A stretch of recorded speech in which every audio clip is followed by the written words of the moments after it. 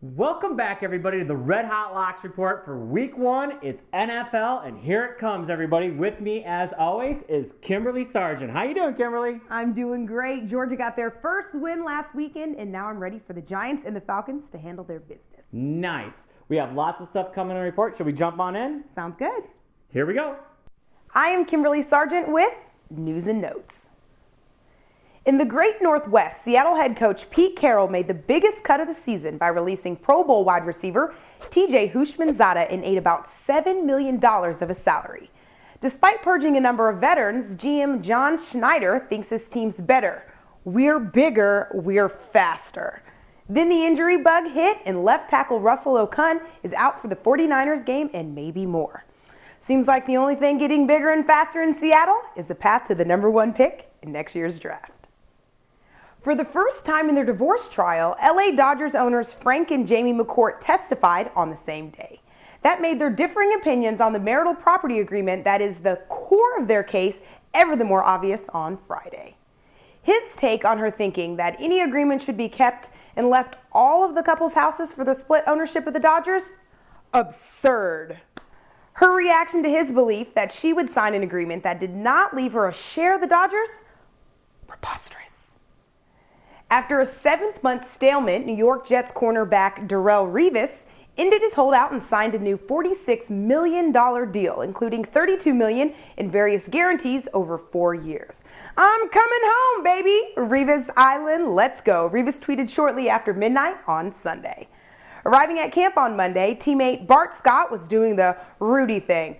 Rudy, Rudy, to break the tension. Welcome home to $32 million. Circusdave is leading an expedition to Las Vegas. Here's a preview of Team Redhottlocks as the World Championship of Fantasy Football. You want Larry Fitzgerald or Andre Johnson? Fitzgerald, absolutely. This guy and this guy don't agree with anything. No, there's been a few disagreements, but we're mostly on the same page. Steven Jackson, running back, St. Louis Rams.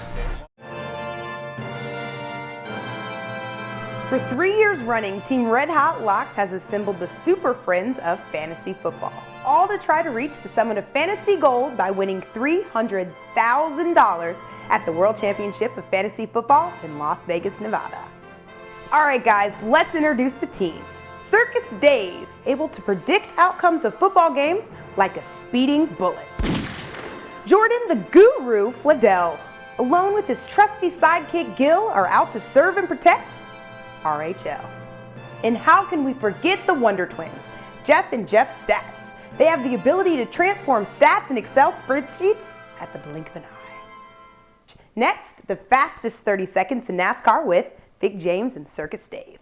All right, everybody. NASCAR segment, Big James Ellison. Talk about Richmond, brother. How long I got? 30 seconds. Richmond, 3/4 mile oval track. Watch out. Denny Hamlin's going to let the rebound. He's from Virginia. That is his track. He has led more laps there than anyone in his entire career. Look for Kurt Busch to rebound too. What have I got left? You got 15, go. 15 seconds. Tennessee versus Oregon and Knox Vegas, where the house always wins. We're going to get slaughtered. Ouch, that's NASCAR. Ah!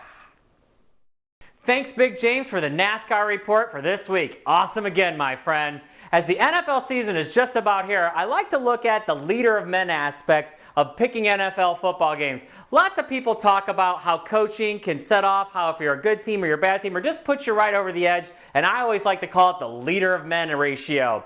I want to talk about 2 old leader of men first. First guy I want to talk about, great leader, is Marty Schottenheimer. Next guy, Mike Ditka.